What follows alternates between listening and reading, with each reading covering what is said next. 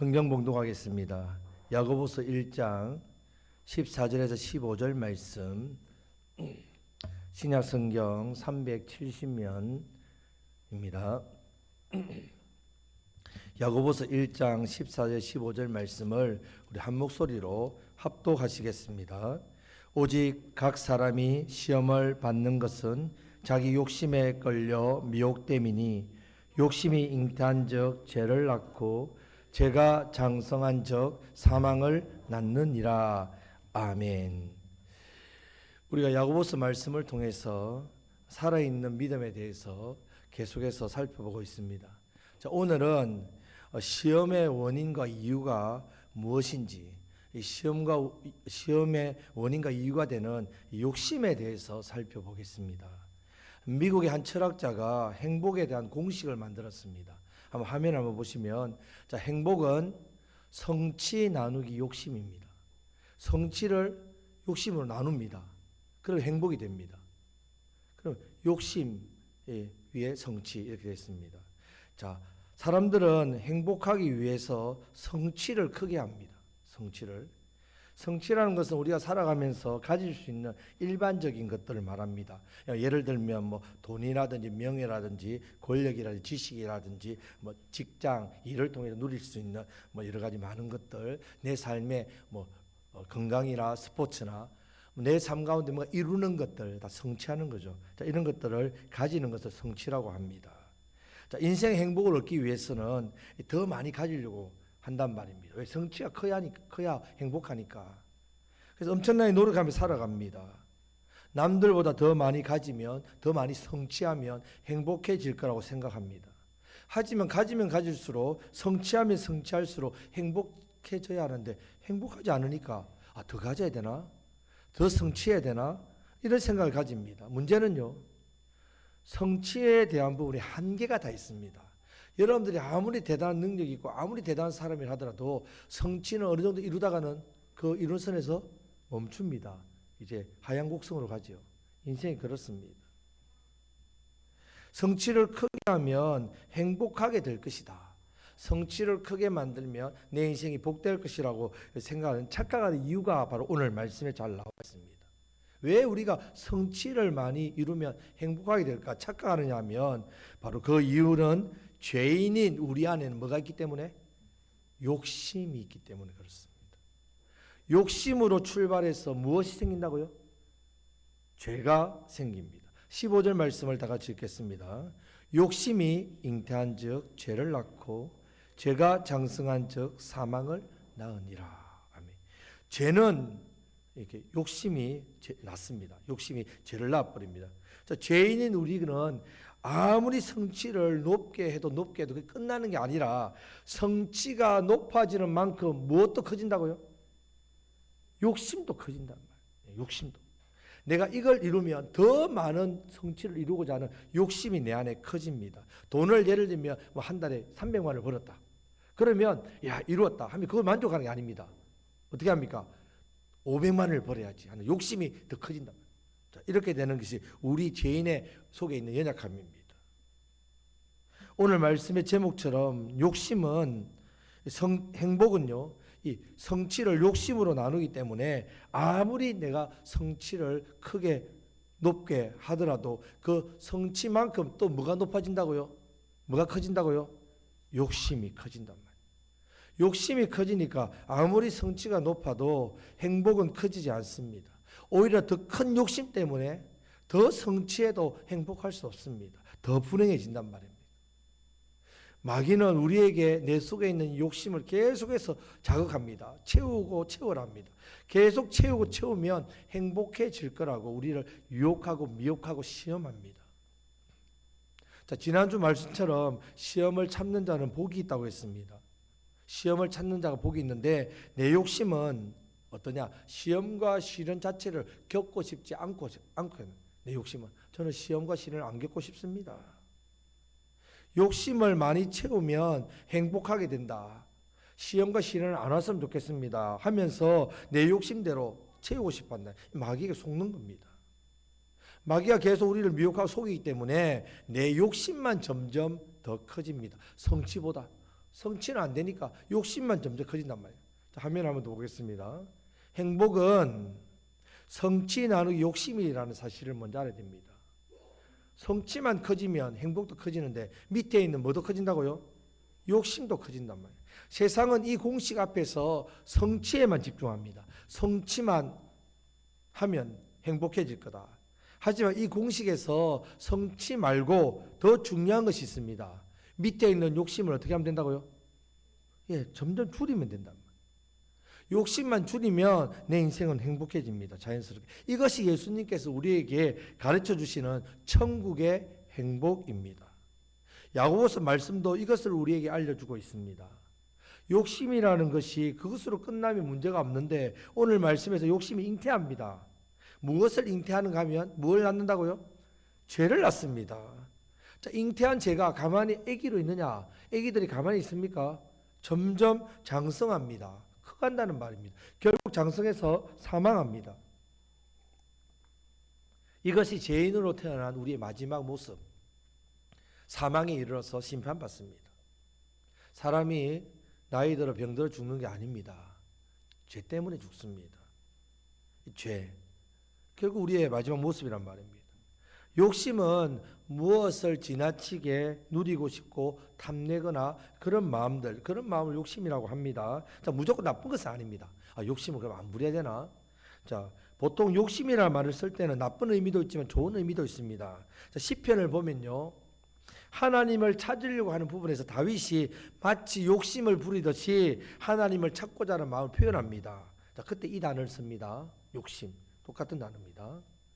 다윗도 하나님이 반드시 자기의 소원을 이루어 주실 거라는 기대를 하면서 이 욕심이라는 단어를 씁니다. 하나님, 제가 이루고 싶은 거, 바라는 것, 그 기대하는 것 이루어 주십시오. 이때 신약 성경에서도 욕심을 강한 열망이라고 표현. 하나님을 찾고자 하는 열망, 이 열망이 욕심 똑같은 말입니다. 욕심을 무조건 나쁘게만 생각하면 안 됩니다. 좋은 부분에서 욕심은 우리가 가져야 됩니다. 자, 우리 교회가 성장하고 부흥하는 욕심을 가져야 됩니까? 가지지 말아야 됩니까? 가져야 되죠. 우리 자녀들이 믿음 안에서 잘 성장하는 그 욕심을 가져야 됩니까? 가지지 말아야 됩니까? 우리의 기업과 삶의 터전이 잘 돼야 되죠. 그걸 바라는 욕심을 가져야 됩니다. 사업이 번창하는 욕심을 가져야 됩니다. 하나님이 기쁨이 되는 마음, 바라는 욕심을 가져야죠. 세상에서도요, 정당하게 열심히 노력해서 일한 사람과 소득, 그 소득에 대한 욕심 가져야죠. 남들보다 열심히 했는데 게으르게 했던 사람하고 똑같이 누린다면 그게 공정하겠습니까? 불공정하죠. 이런 좋은 욕심은요, 내 개인과 사회, 또 우리 교회, 우리 성도의 믿음 이 발전시키는데 힘이 됩니다. 문제는 어떤 욕심이 문제라고요? 잘못된 욕심이 문제입니다. 이 잘못된 욕심에 대해서 우리 14절 말씀입니다. 다 같이 읽겠습니다. 오직 각 사람이 시험을 받는 것은 자기 욕심에 걸려 미혹됨이니. 아멘. 자, 지난주 우리에게 어려운 일이 있고 문제가 있고 시련과 시험이 올 때 이것을 참고 견디는 자는 복이 있다고 했습니다. 생명의 멸류관 얻는다 했습니다. 문제는 사람이 이런 일을 만나게 되면 시험에 들어버립니다. 시험에 들어버리는 문제입니다. 시험 들면 하나님을 원망합니다. 사람을 원망합니다. 환경을 탓합니다. 탓을 합니다. 시련을 만났을 때 우리는 시험에 들지 않기 위해서는 하나님 앞에 무엇을 구해야 된다고요? 지혜를 구해야 된단 말이에요. 지혜를 구해야 이 믿음의 인내로 복을 받는 사람이 된단 말이에요.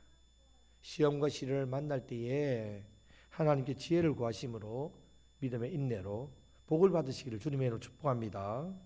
자, 이런 가운데 우리 삶 가운데 이런 시험의 원인을 깨닫는 일은 참 쉽지가 않습니다. 깨닫는 것이 힘들어서 하나님의 사랑에 대해서 우리가 의심합니다. 의심. 이 시험의 이유, 이 원인을 내가 알아야 되는데 그걸 모르니까 자, 시험을 하나님이 주신다고 오해합니다.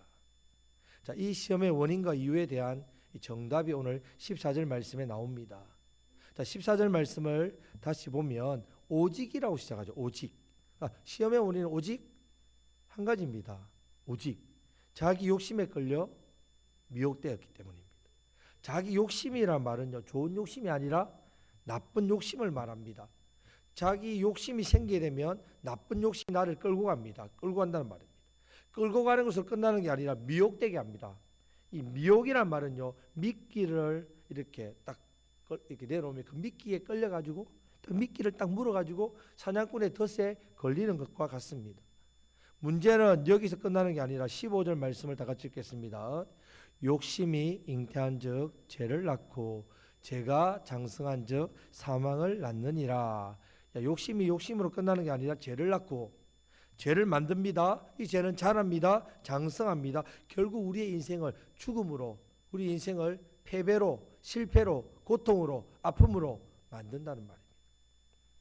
자, 오늘 말씀을 통해서 우리는 욕심의 가장 큰 특징부터 알아야 합니다. 자, 따라하시겠습니다. 잉태합니다. 자랍니다. 죄라는 게 잉태한단 말이에요. 내 삶 가운데 잉태, 생긴다는 말이에요. 이 생긴 죄가 어떻게 된다고요? 점점 자란다는 걸 기억해야 됩니다. 한마디로 욕심이 자라면 탐욕이라는 죄를 낳습니다. 탐욕. 탐욕은 멈추지 않는 욕망을 말합니다. 끝이 없습니다. 욕망은 욕심이 끝 없는 것을 말합니다. 자, 기독교 전통에서 이전에 우리의 믿음의 선배들이 자, 7가지 대죄를 만들었습니다. 7가지 대죄. 교만, 시기, 탐식, 분노, 정욕, 나태, 탐욕이에요. 탐욕. 자, 이 탐욕. 이 수도원들의 교부들과 중세교회의 전통에서 이걸 정한 이유는요, 이것들이 다른 죄를 낳는 뿌리가 되기 때문에, 다른 죄를 낳는. 그 중에서 탐욕은요, 만족을 모르는 인간의 욕망을 대표적으로 나타내는 죄입니다. 자, 이런 유머가 있습니다. 이 우스갯소리입니다. 남편감을 파는 백화점이 있습니다. 얼마나 좋습니까? 남편감을 살 수 있습니다. 자, 처녀들이 이 백화점에 가면 마음대로 남편감을 원하는 대로 고를 수 있습니다. 그런데 이곳에는 한 가지 규칙이 있습니다. 어떤 남편을 선택해도 되지만 한번 층을 올라가면 다시 내려올 수 없습니다. 자, 두 처녀가 꿈에 부풀어서 이 좋은 남편감을 선택하기 위해서 이 백화점에 왔습니다. 1층에 가니까 어떤 남편감이 있냐면 직장이 있습니다. 아이들을 좋아하는 남자. 괜찮지요? 예. 1층에 그러니까 괜찮고, 그럼 2층에 한번 가볼까? 2층에 가면 더 뭐 어떤 남편이냐 봤습니다. 2층에 가니까요, 돈도 잘 벌고 아이도 좋아하고 또 생기기도 잘 생겼어요. 저처럼. 예, 웃는 것은 몸에 좋지만 비웃는 것은 몸에 안 좋습니다. 예. 자, 그런 게 있는 거예요. 그래서 와, 너무 좋은 거예요. 2층에 있는데 백화점은 층이 많잖아요. 3층에 한번 가보자. 3층에 가보니까요, 돈도 잘 벌고 아이도 좋아하고 또 아주 잘생겼고 집안일까지 돕습니다. 이런 남편은 거의 없지요. 꿈에 부풀지 마십시오. 이런 남편 거의 없습니다. 여기서 멈춰야 되는데, 우와, 멈출 수 없는 거죠. 그러면 4층에 한번 가보자 했더니 돈도 많이 벌고 아이들도 좋아하고 아주 잘생기고 집안일도 잘 도와주는데요, 로맨틱하게 할까지. 와, 이 완전히 무도도 있고 너무 남자 좋은 거예요. 우와, 이 처녀들이 완전히 이제 눈이 이제 열린 거예요. 와, 5층에 가면 도대체 어떤 남편감이 있을까? 이제 상상할 수 없으니까 이제 5층에 가보자 딱 올라갔습니다. 5층에 가서 이제 출입문을 딱 여니까 거기에는 이렇게 적혀 있습니다. 나가는 곳. 나가는 곳. 예. 그래서 이 탐욕이란 끝이 없다를 보여줍니다. 멈춰야 되는데 끝없이 하니까 결국은 망한다는 말입니다. 자, 전도서 1장 7절 말씀에 보면요, 강물이 계속 흘러도요 바다는 채워지지 못한다 했습니다. 탐욕이란 말. 탐욕. 우리 속담에도 밑 빠진 독에 뭐 붓기라고요? 물 붓는다 말입니다. 탐욕입니다. 절대로 채워지지 않습니다. 인간의 이 욕심은요, 만족할 줄 모릅니다. 이것을 탐욕이라 부르는데, 이 탐욕은 우리의 열정을 하나님이 아닌 하나님께 우리에게 주신 복, 이런 물질, 세상 것에 내 마음을 빼앗게 만든 탐욕입니다. 탐욕이 장성해지면요, 하나님을 버리게 되고 하나님께 버림받게 됩니다. 10계명 제 마지막 계명도요, 내 이웃의 집을 탐내지 말라. 탐욕입니다. 내 이웃의 아내나 그의 남종이나 그의 여종이나 그의 소나 그의 낙이나 물론 내 이웃의 소유를 탐내지 말라. 탐욕이라. 예수님께서도 사람에게 나오는 것이 사람을 더럽게 하는 것이라고 말씀하시면 그 사람에게 나오는 게 뭐냐? 탐욕이란 탐욕. 사도 바울이 돈을 사랑하고 탐내는 것을 말하며 일만 악의 뿌리라고 이야기합니다. 일만 악의 뿌리. 그것을 우상 숭배라고 이야기합니다. 탐욕이 우상 숭배와 같다는 말입니다. 자, 성경에서 탐욕에 빠진 인물들이 많이 나옵니다. 여호수아 말씀에 보면 우리 청년들이 지금 여호수아 말씀을 함께 이렇게 통독을 이렇게 하고 있는데요. 이 여호수아 말씀 보면요, 가나안의 첫 번째 관문 여리고성입니다. 이 여리고성을 하나님께서 무너뜨려 줍니다. 이스라엘에서 아무것도 안 합니다. 그래서 소리만 지릅니다. 하나님께서 완전히 그냥 다 무너뜨려 주면서 첫 성이기 때문에 내 것이다. 첫 성이기 때문에 하나님께 드려야 된다. 처음 것은. 우리 처음 것은 하나님께 드리지 않습니까? 자, 아무도 손댈 수 없다고 말씀하셨습니다. 그래서 하나님께 전적으로 무너뜨렸는데 아간이라는 사람이 아름다운 외투 한 벌, 은 200세겔, 무게가 50세겔 되는 금덩어리 하나 보고 탐욕이 생겨가지고 이것을 사람들 몰래 빼돌려서 집 밑에 바닥에 숨겨놓습니다. 이 한 사람의 죄의 결과로 그 다음 성은 여리고에 비하면 아무것도 아닌 아주 작은 성입니다. 아이성. 이 아이성을 이제 이스라엘 백성들이 공격을 하는데 패합니다. 너무 비참하게 패합니다. 결국 이 이유에 대해서 아간의 한 사람의 죄가 밝혀지고 이 아간이 하나님께 심판받는데 자기뿐만 아니라 온 가족이 다 목숨을 잃습니다. 탐욕입니다. 탐욕. 자, 이스라엘의 초대 왕이 누굽니까? 초대 왕 사울 왕이죠. 사울 왕. 사울 왕도 그렇습니다. 처음 겸손해서 하나님 부름 받았는데 그 다음부터는 교만했죠. 탐욕에 빠졌단 말입니다. 아말렉과의 전투에서 하나님은 다 남김없이 다 진멸하라 했는데 하나님 말씀을 무시하고 좋은 양, 좋은 소, 좋은 은금 폐물들은 어떻게 했다고요? 불태우지 않고 남겨뒀단 말이에요. 하나님께서 이 일로 사울을 버리셨습니다. 탐욕입니다. 자, 신약 성경에 보면 사도행전에 나오는 초대교회 아나리아와 삽비라, 이 아나리아와 삽비라는 초대교회 지도자들입니다. 부부인데 베드로 앞에서 헌금의 일부를 숨기고 거짓말합니다. 다 드렸다고. 그러다가 즉사입니다. 즉사. 그 자리에서 죽습니다. 자, 탐욕입니다. 자, 오늘 말씀을 단순히 욕심이 잉태한 적 죄를 낳고 죄가 장성한 적 시험 사망을 낳으니라. 아, 우리가 죄값으로 심판받아 죽는구나. 이것만 생각하면 안 된단 말입니다. 탐욕이 우리 인생을 망칩니다. 탐욕이 우리 인생에 시험 들게 하고 고통받게 만듭니다. 탐욕이 우리의 인생의 죄의 뿌리인 것을 알아야 됩니다. 결국 탐욕 때문에 우리 인생의 행복 끝, 불행 시작이라는 것 사실을 알아야 합니다. 결국 자기 욕심에 걸려서 미혹된 사람들의 최후가 다 죽음으로 끝나서 심판받고 맙니다. 이만큼 욕심이 낳은 죄, 탐욕의 죄는 무섭습니다. 자, 성도 여러분, 우리가 탐욕으로 가득 찬 이 세상 속에서 세상 사람들과 함께 살지 않습니까? 그 세상 사람들과 살면서 탐욕을 부리지 않는다는 거 결코 쉬운 일이 아닙니다. 자, 쉬운 일이 아니지만 우리는 이 탐욕의 유혹에서 벗어나기 위해서는 하나님께 지혜를 구해야 됩니다. 야고보서에 계속 말씀하는 게 뭡니까? 하나님께 지혜를 구해라. 지혜를 구함으로 말씀과 기도로 거룩해져야 됩니다. 우리는 탐욕을 부리면서 사는 인생이 아니라 하나님께 받은 것에 대해서 감사하며 살아야 합니다. 누가복음 12장 15절 말씀을 다 같이 읽겠습니다. 예수님께서 삼가 모든 탐심을 물리치라. 사람의 생명이 그 소유에 넉넉한 데 있지 아니하니라. 아멘. 탐심, 탐욕을 물리치라 하시면서 하나님이 아닌 하나님 만들어 놓은 것으로 우리의 욕심을 채우려고 한다면 그 소유의 넉넉함, 우리의 생명이 크게 있지 않는다고 하시면서 마치 갈증이 났을 때 갈증을 해소하기 위해서 바닷물을 퍼마시는 것과 똑같다는 말입니다. 여러분, 목마르다고 바닷물을 마시면 어떻습니까? 마시는 순간 물 같지만 더 목마르게 되고 결국에는 죽을 수밖에 없지 않습니까? 세상 그 어떤 것으로도 우리의 탐욕을 목마름을 체결할 수 없습니다. 여러분, 우리 예수님께서 이런 인생을 잘 아시고 요한복음 4장 14절 말씀에서, 자, 이 말씀을 다 같이 읽겠습니다.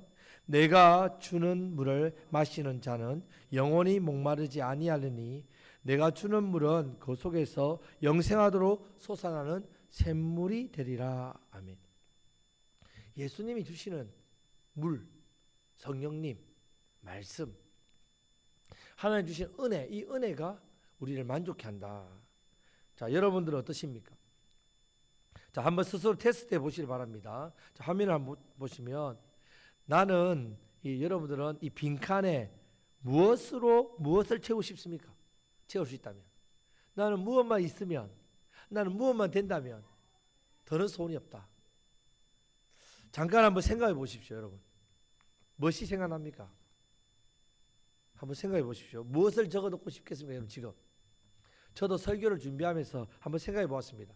세상에 돈이 제일 좋으니까 돈을 한 10억만 있으면, 한 100억만 있으면, 와, 또 소원이 없을까? 100억도 있어도 모자라면 1000억만 있으면, 그런 생각하다가 막 돈똥만 오르거든. 돈똥만, 마음에 돈똥만. 자, 여러분, 승진만 하면, 합격만 하면, 좋은 직장만 가면, 좋은 배우자만 만나면, 내 병만 낫기만 하면, 뭐 일단 로또에 만 된다면, 여러분, 아무리 생각해도 좀 뭔가 좀 거시기 하지 않습니까, 여러분? 자, 어떤 교회 주보에서 인쇄를, 저는 이제 주보를 우리 이렇게 프린터기로 하는데요. 주보가 인쇄할 게 많으면 인쇄소에다 맡기는 거죠. 인쇄소에서 목사님께 전화 왔습니다. 목사님, 주일 예배에 설교 제목이 빠졌는데요. 제목이 빠졌어요. 깜빡했네요. 제목이요? 제목은요, 여호와는 나의 목자시니, 시편 23편 말씀을 아마 설교하신 것 같습니다. 인쇄소 직원이 한 번 더 확인한다고 묻습니다. 여호와는 나의 목자시니, 그거면 됩니까? 그것만 제목 쓰면 됩니까? 예, 여호와는 나의 목자시니, 네, 그것이면 충분합니다. 이렇게 했단 말이죠. 자, 그렇게 해서 이제 다음 날 주보가 나왔습니다. 주일날 주보에 설교 제목을 보니까 목사님 깜짝 놀란 겁니다. 인쇄소 직원이 목사님이 뒤에 한 말까지 다 적어놓은 거예요. 여호와는 나의 목자시니, 네, 그것이면 충분합니다. 이렇게 설교 제목이 된 거예요. 이 목사님 설교 제목을 이걸 어떻게 말하지? 그냥 설교 제목이 좀 잘못 나왔습니다. 그렇게 말할까 하다가 갑자기 목사님이 이 설교 제목을 입으로 중얼중얼, 여호와는 나의 목자시니, 네, 그것으로 충분합니다. 여호와는 나의 목자시니, 네, 그것이면 충분합니다. 여호와는 나의 목자시니, 네, 그것이면 충분합니다. 이렇게 하는데 갑자기 목사님 눈물이 핑 도는 겁니다. 말씀을 전하기 전에 설교를 시작할 수 없는 거예요. 그래서 성도님들에게 이 말씀합니다. 여호와는 나의 목자시니, 네, 그것이면 충분합니다. 이렇게 말씀을 시작했다는 거예요. 여러분, 한 번 더, 다시 한 번 더, 한번 화면을 보시고, 자, 뭐만 있으면, 뭐만 된다면 더는 소원이 없다. 어떻게 이렇겠습니까? 여호와는 나의 목자시면, 그것이면 충분합니다. 더 소원이 없습니다. 하나님께서 나의 목자만 되신다면 저는 더는 소원이 없습니다. 우리가 참 살면서 너무 많은 것에 욕심을 내고 살지는 않습니까? 그것에 내 마음을 빼앗겨서 정작 중요한 것을 놓치고 살고 있지는 않습니까, 여러분? 여러분들은 어디에 이런 마음을 두고 있습니까? 우리 하나님이 아닌 모든 것은요, 오히려 나를 빈곤하게 만듭니다. 내 마음을 더 심하게 목마르게 만듭니다. 하나님만이 나의 모든 만족이라. 그 창고에, 내 인생 창고에 하나님만이 나의 만족입니다. 이것을 채워 넣을 수만 있다면 여러분들은 정말 복된 인생입니다. 사탄은 끊임없이 우리를 미혹하고 유혹합니다. 그것 가지고는 안 돼. 세상 여러분 살아봐. 돈이 얼마나 중요한데, 건강이 얼마나 중요한데, 자녀가 잘 되는 거, 내 삶에, 내 기업에, 내 삶에 여러 가지 만족들이 얼마나 중요한데, 지금 있는 것만으로 불안해서 어떻게 살아, 노후에. 그런 소리에 여러분 귀 기울이게 되면요, 불안이 여러분들을 엄습합니다. 결국 내가 더 가지려고 채우지만 더 채워지지 않습니다. 탐욕에 빠지고 죄가 잉태되고, 그리고 나서 이제 어떻게 되느냐, 탓을 하고 시험 듭니다. 하나님 원망합니다. 사람을 원망한다는 말입니다. 이 시간 하나님의 말씀에 좀 더 귀 기울이시기를 축복합니다. 하나님이 나의 목자 되시는데 무엇이 부족합니까? 무엇을 더 바라시겠습니까? 주어진 조건과 상황에 자족하며 감사하며 만족하시기를 축복합니다. 빌립보서 우리가 4장 13절 말씀, 우리가 빌립보서 말씀을 배웠지 않습니까? 내게 능력 주시는 자, 내가 모든 것을 할 수 있다. 이 할 수 있다는 게 뭐 한다고요? 모든 것에 자족할 수 있다. 내게 능력 주시는 자 안에서, 우리 주 안에 있으면요, 우리 주님이 나의 만족 되신다면 어떻게 해요? 그러니까 자족한다는 말입니다. 여러분, 만족과 자족은 다릅니다. 만족은 끊임없이 채워져야만 족한 줄로 아는 마음입니다. 우리 인생에는 만족 없습니다, 여러분. 어디에 만족이 있습니까? 자족, 스스로 족함을 깨닫고 족하다고 여길 때에 참된 기쁨과 행복이 옵니다. 내게 능력 주신 안에서 내가 모든 것을 어떻게 해요? 모든 환경과 모든 상황 속에서 내가 자족할 수 있습니다. 이것이 우리의 능력입니다. 기쁨입니다. 이 은혜를 누리시기를 축복합니다. 자, 디모데전서 6장 6절에 8절 말씀에서도 똑같이 말씀합니다. 다 같이 읽겠습니다. 자족하는 마음이 있으면 경건은 큰 이익이 되느니라. 우리가 세상에 아무것도 가지고 온 것이 없음에 또한 아무것도 가지고 가지 못하리니 우리가 먹을 것과 입을 것이 있은즉 족한 줄로 알 것이니라. 아멘. 여러분, 빈손으로 왔다가 빈몸으로 왔다가 빈몸으로 갑니다. 하지만 주님 배울 때에 우리 하나님 나의 목자되시면 가장 체험 받은 인생이 되기 때문에 우리 하나님 앞에 설 때에 가장 복된 인생이 된다는 말입니다. 자족은 감사입니다. 하나님이 허락하여 주신 복을 셀 줄 아는 사람은 자족하며 살아갑니다. 우리는 계속해서 무엇인가 더 달라고 기도를 많이 합니다.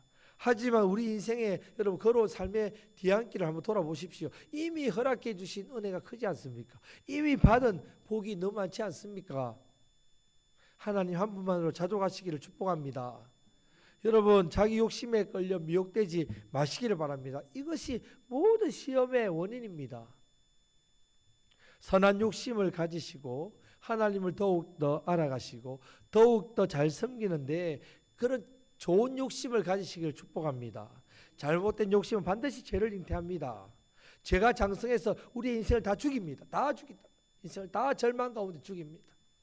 사랑하는 성도 여러분, 사람은 자기 욕심 때문에 시련과 문제와 여러 가지 어려움을요, 믿음의 시련 연단으로 해서 인내를 만들어 온전하게 복된 인생이 되는 게 아니라 시험 든다만 시험으로 바꾸어 버립니다. 이 사실을 우리는 알아야 됩니다.